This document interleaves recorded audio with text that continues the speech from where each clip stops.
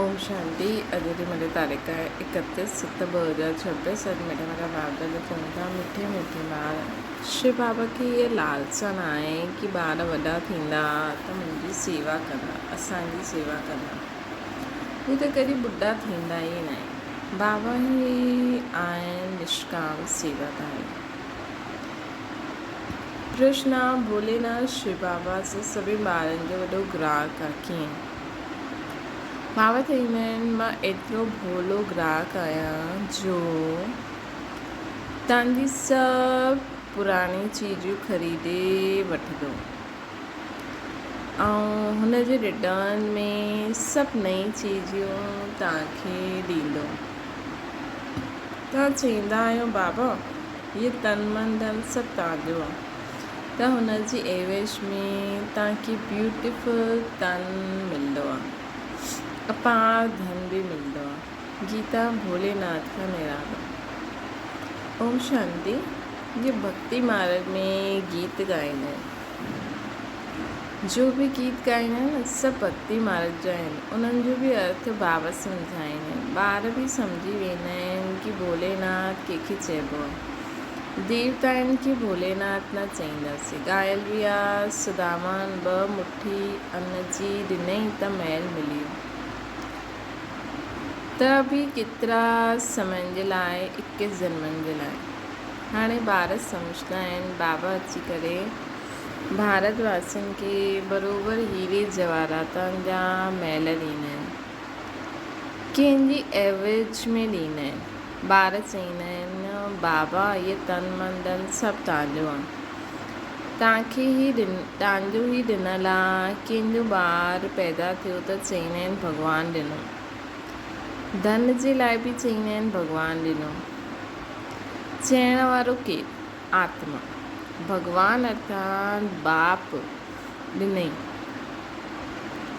बाप चवंदा आहिनि सभु कुझु तव्हांखे हाणे ॾियणो हूंदो, उन जे एवेज में मां तव्हांखे ॾाढो ब्यूटीफुल तन ट्रांसफ़र करे ॾींदमि, अपार धन ॾींदमि। लेकिन कंहिंखे ॾींदमि? ज़रूरु ॿारनि खे ई ॾींदमि। लौकिक बाप सां अल्पकाल जे लाइ धन मिलंदो आहे। बेहद जो बाप असांखे बेहद जो वरसो ॾींदा आहिनि। बाबा सम्झाईंदा आहिनि ज्ञान ऐं भक्ति में रात ॾींहं जो फ़र्क़ु आहे। भक्ति में अल्पकाल जे लाइ मिलंदो आहे, धन आहे त सुख आहे। धन जे बग़ैर मनुष्य केतिरा दुखी थींदा आहिनि। ॿार ॼाणंदा आहिनि बाबा असांखे अथाह धन ॾींदा आहिनि, हिन करे ख़ुशी थींदी आहे। सुखधाम में त सुख जी कोई ॻाल्हि ई न आहे। हर हिक खे पंहिंजी पंहिंजी राजधानी आहे। उनखे चईंदासीं पवित्र गृहस्थ आश्रम। त बाबा केतिरो भोलो आहिनि, छा वठंदा आहिनि ऐं छा ॾींदा आहिनि। केतिरो सुठो ग्राहक आहिनि बाप। ईअं त ॿारनि जो त बाप ग्राहक ई आहे। ॿार पैदा थियो त सॼी मिल्कियत हुनजी, उहा थींदी आहे हद जो ग्राहक। ईअं आहे बेहद जो भोलेनाथ, बेहद जे ॿारनि जो ग्राहक आहे न। बाबा चवंदा आहिनि मां परमधाम सां आयो आहियां, पुराणो सभु कुझु तव्हांखां वठी करे नई दुनिया में तव्हांखे सभु कुझु ॾींदमि। हिन करे दाता चइबो आहे न। दाता बि हिननि जहिड़ो ॿियो कोई न आहे। निष्काम सेवा कंदा आहिनि। बाबा चवंदा आहिनि मां निष्कामी आहियां, मुंहिंजो त मूंखे त कोई बि लालसा न आहे। ईअं त न चवंदो आहे कि ॿारनि जो कमु आहे बूढ़े बाप जी संभाल करणु, छो जो असां तव्हांजी संभाल कई न, इहो क़ाइदो थींदो आहे। बाबा खे कोई लालसा न आहे। बाप ॿुढो थिए त ॿार हुनजी संभाल करे। इहे बाप त कॾहिं ॿुढो न थींदा, सदैव जवान आहिनि। आत्मा कॾहिं बूढ़ी न थींदी आहे, इहे त ॼाणंदा आहियो। लेकिन बाप ॿारनि में उमेद रखंदा आहिनि कि असां ॿुढा थींदासीं त ॿार असांजी सेवा कंदा।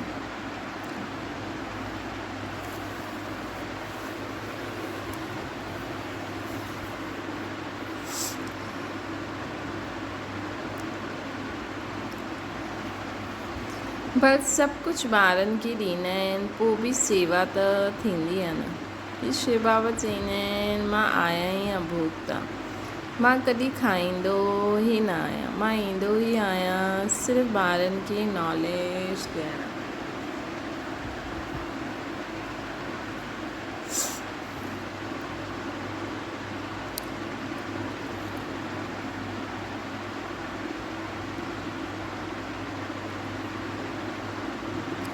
सुप्रीम रूह रूहनि खे वेही सम्झाईंदी आहे, रूह ई ॿुधंदी आहे, हर हिकु ॻाल्हि रूह कंदी।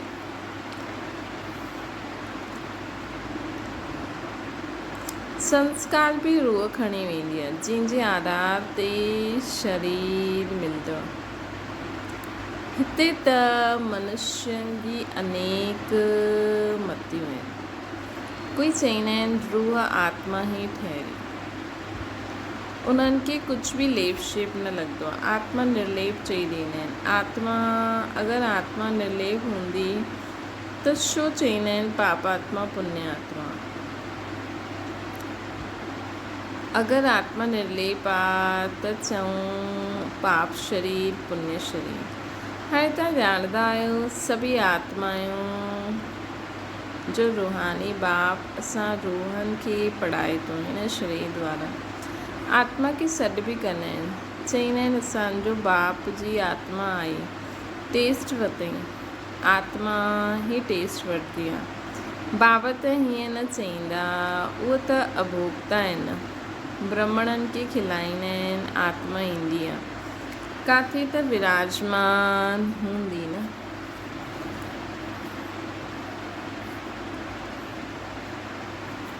किथे त विराजमान हूंदी न।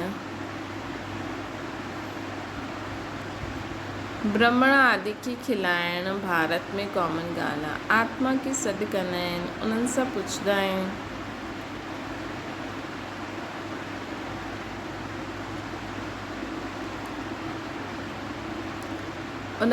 पुछंदा आहिनि पोइ कई ॻाल्हियूं उन्हनि जी सची निकिरंदियूं आहिनि। ये पित्र आदि खिलाइण बि ड्रामा में न हूंदा, इन्हनि में कोई वंड न खाइणु खपे। बाबा नटशेल में ड्रामा जे राज खे ॿुधाईंदा आहिनि। डिटेल त एतिरी ड्रामा जी सम्झानी ॾेई न सघंदा, हिकु हिकु जी सम्झानी में ई वर्ष लॻी वेंदो आहे। तव्हां ॿारनि खे वॾी सहज शिक्षा मिलंदी आहे। ॻाईंदा बि आहिनि पतित पावन अची करे असांखे पावन ठाहियो, हुनजो नाम ई आहे पतित पावन। ब्रह्मा विष्णु शंकर खे पतित पावन न चईंदासीं, बाबा खे ई पतित पावन लिबरेटर चईंदा आहिनि। ब्रह्मा विष्णु शंकर खे न चईंदासीं, बाबा खे ई चईंदासीं। पतित पावन लिबरेटर गाय।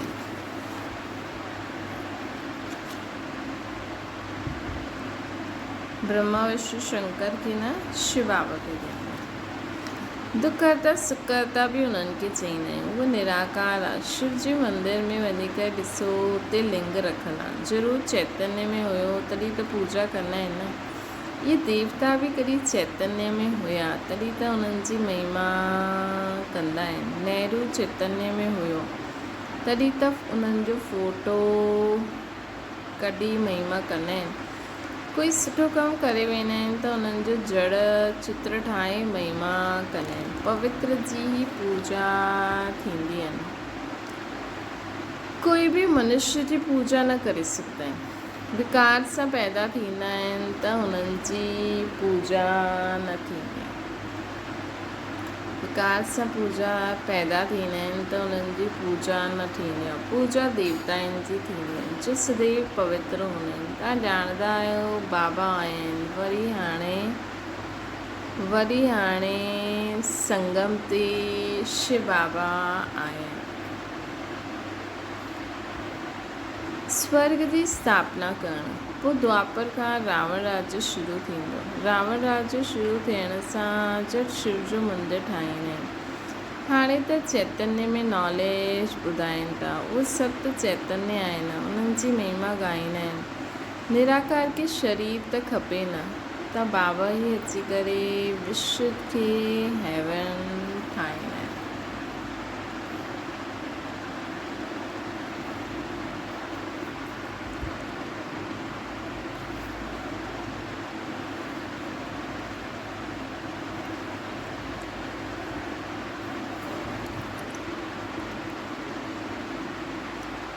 त बाबा ही अची करे हेवन ठाहींदा आहिनि।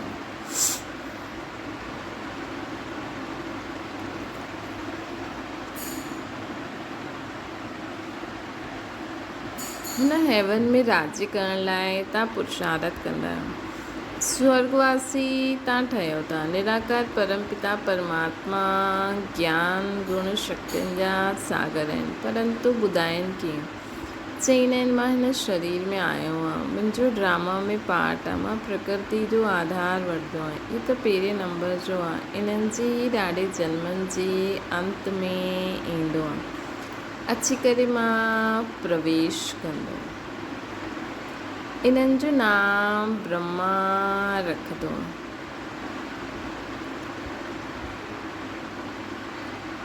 पहिरियों इहे सभु भट्टी में हुया त ॾाढो जो नाम ॾिनो हुयो, परंतु ॾाढनि पोइ छॾे ॾिनो। इन्हनि जो नाम रखण सां छा फ़ाइदो? तव्हां उहो नाम ॾिसो त वंडर खाईंदा। हिकु ई साथ सभु इकट्ठा केतिरा रमणीक नाम आया हुया।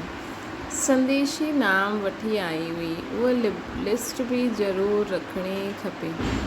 सन्यासी बि जॾहिं सन्यास कंदा त उन्हनि जो नाम बदिली वेंदो, घर बार छॾे ॾींदा। तव्हां छॾंदा न आहियो, तव्हां ब्रह्मा जे आकार, तव्हां ब्रह्मा जा अची करे ठहींदा आहियो। शिव जा त आयो ई।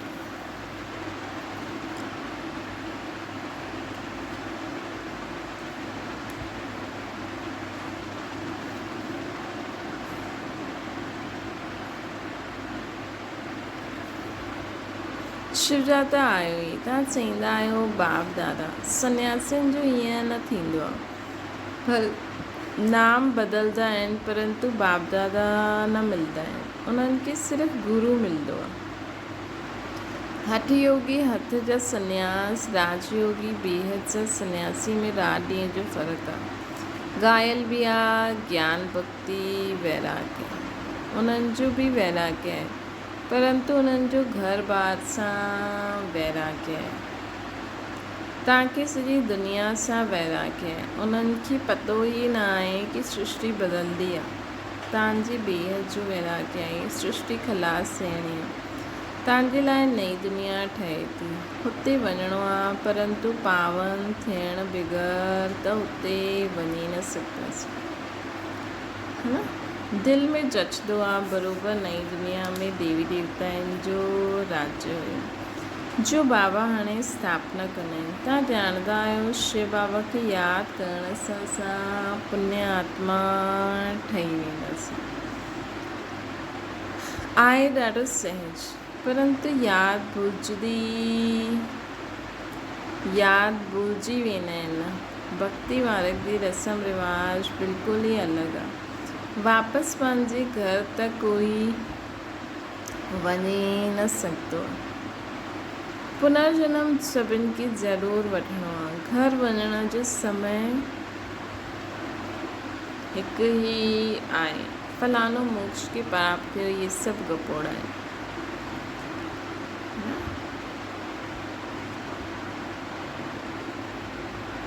इहे सभु गपोड़ा आहिनि। बाबा चईंदा आहिनि कोई बि आत्मा विच मां वापसि न वञी सघंदी आहे, न त सॼो खेल बिगड़ी वेंदो। हर हिक खे सतो रजो तमो में ज़रूरु अचिणो आहे। मोक्ष जे लाइ त ॾाढा ईंदा आहिनि, सम्झाइबो आहे मोक्ष न थींदो आहे।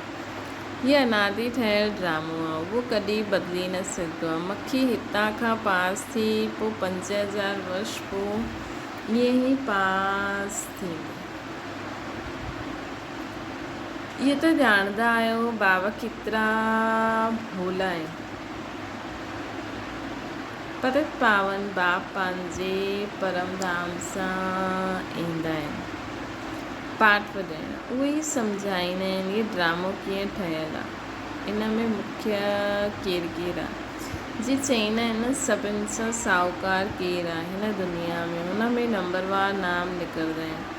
तव्हां ॼाणंदा आहियो सभिनि खां साहूकार केरु आहिनि? उहे चईंदा अमेरिका आहे, परंतु तव्हां ॼाणंदा आहियो स्वर्ग में सभिनि खां साहूकार इहे लक्ष्मी नारायण ठहींदा आहिनि। तव्हां पुरुषारत कंदा आहियो भविष्य जे लाइ। असां पुरुषारत कंदा आहियूं भविष्य जे लाइ। ॾिसो बाबा दुनिया ठाहींदा आहिनि, पोइ बाबा ई चईंदा आहिनि हाणे ॿुधायो हिन दुनिया में कंहिंखे छा छा ठाहिणो आहे, पोइ हिन रीति पुरुषारत करो। अल्लाह वलदीन, तव्हां पुरुषारत कंदा आहियो भविष्य जे लाइ। सभिनि खां वॾो साहूकार ठहिण जे लाइ इहे रेस आहे। लक्ष्मी नारायण जहिड़ो साहूकार कोई हूंदो? अल्लाह वलदीन जी बि स्टोरी ठाहींदा आहिनि। ठका करण सां कुबेर जा खज़ाना निकिरी विया। ॾाढा क़िस्म क़िस्म जा नाटक ठाहींदा आहिनि।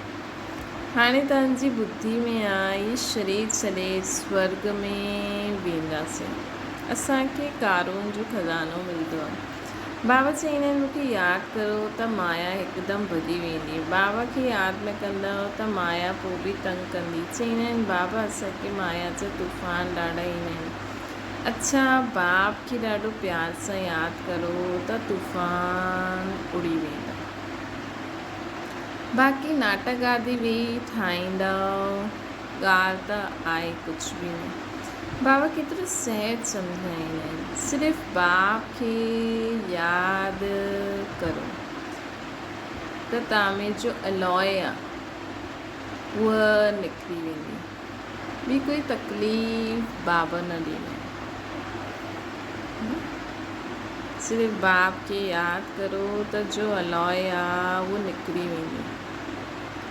ॿियो कोई तकलीफ़ बाबा न ॾींदा आहिनि। यादि में ई सभु कुझु आहे। ज्ञान त ॿुधणो ई आहे। आत्मा जो पवित्र सचो सोनो ई उहा हाणे कूड़ी ठही आहे, पोइ सचे ठहींदी हिन यादि जी अग्नि सां। आग में विझण बग़ैर सोनो पवित्र थी न सघंदो आहे। त यादि जी अग्नि सां आत्मा खे पवित्र ठाहियो। हिनखे चइबो आहे योग अग्नि। यादि जी ॻाल्हि आहे न, उहो माण्हू त अनेक प्रकार जा हठ योग सिखलाईंदा आहिनि। ताकी त बाप चईंदा आहिनि उॾंदे वेंदे मूंखे यादि करो। आसन आदि केसि ताईं तव्हां लॻाईंदव? इहो त हलंदे फिरंदे कमु कंदे हुए यादि करण जी ॻाल्हि आहे। भल बीमारियूं त आहियो, हिते लेटी करे बि बाप खे यादि करो, यादि करे सघंदा आहियो न। भल बीमार हुजो त बि हिते लेटी करे बाप खे यादि करो। शिव बाबा खे यादि करो ऐं चक्र फिरायो। उन्हनि पोइ लिखियो आहे गंगा जो तट हुजे, अमृत मुख में हुजे। गंगा जे किनारे में गंगा जल ई मिलंदो आहे न, इन करे मनुष्य हरिद्वार में वञी करे वेंदा आहिनि। बाबा त चईंदा आहिनि तव्हां किथे बि वियो, भल बीमार आहियो, सिर्फ़ु मूंखे यादि करो। स्वदर्शन चक्र फिराईंदा रहो, तॾहिं प्राण तन सां निकिरंदो। ये प्रैक्टिस करणी आहे। हुन भक्ति मार्ग जी ॻाल्हियुनि में, ॿियो हिन ज्ञान मार्ग जी ॻाल्हियुनि में केतिरो राति ॾींहं जो फ़र्क़ु आहे न। हुन भक्ति मार्ग जी ॻाल्हियुनि में ऐं हिन ज्ञान मार्ग जी ॻाल्हियुनि में केतिरो राति ॾींहं जो फ़र्क़ु आहे।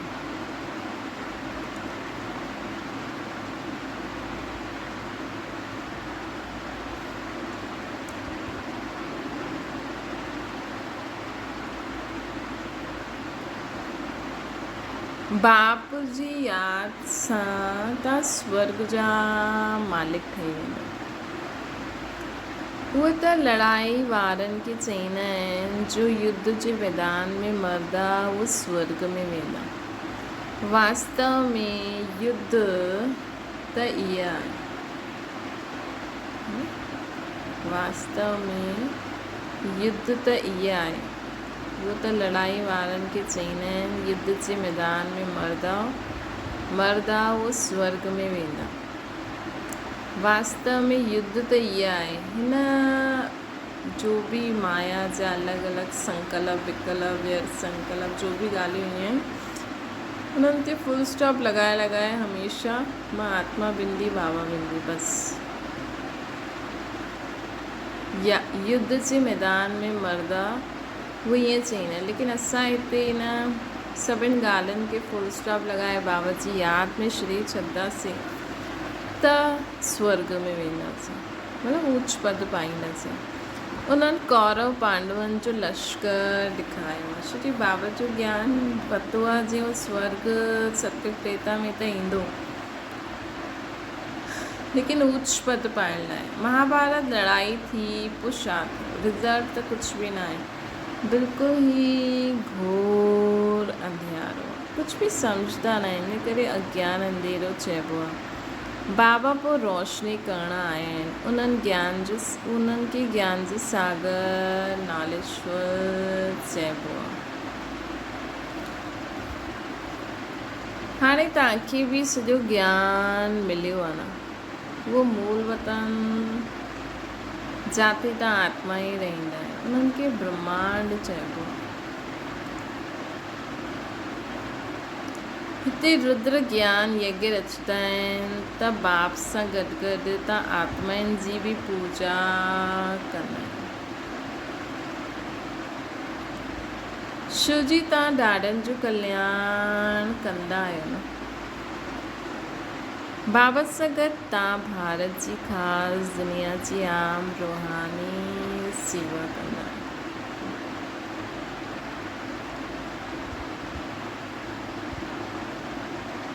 इन करे बाबा सां गॾु तव्हां ॿारनि जी बि पूजा थींदी आहे।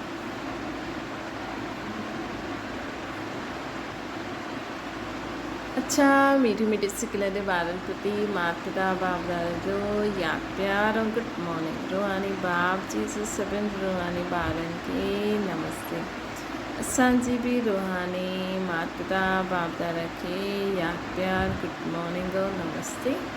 धारणा जे लाइ मुख्य सार माया जे तूफ़ाननि खे भॻाइण लाइ बाबा खे ॾाढो ॾाढो प्यार सां यादि करणु। आत्मा खे योग अग्नि सां सचो सोनो ठाहिणो।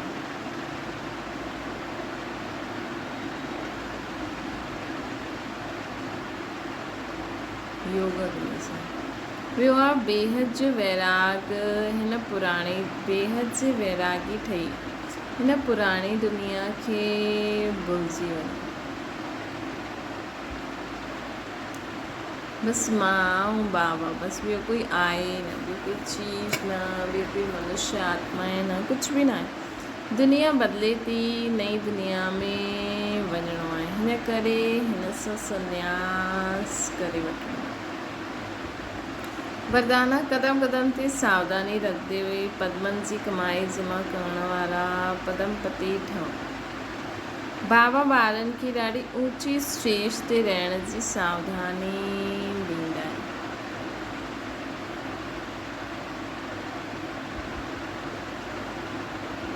बाबा ॿारनि खे ॾाढी ऊची स्टेज ते रहण जी सावधानी ॾींदा आहिनि।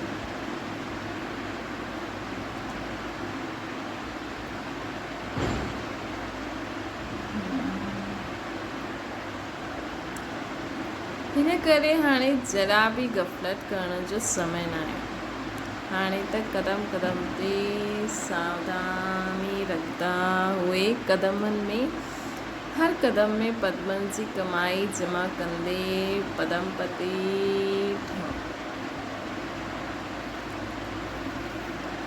जहिड़ो नाम आहे पद्मा पदम भाग्यशाली, ईअं कर्म बि हुजणा खपनि।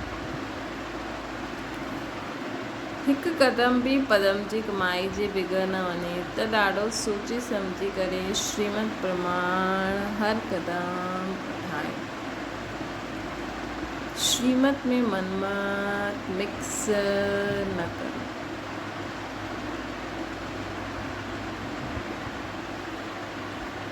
स्लोगन मन के ऑर्डर प्रमाण हलायो त मनमना भवजी स्थिति थी वेंदी।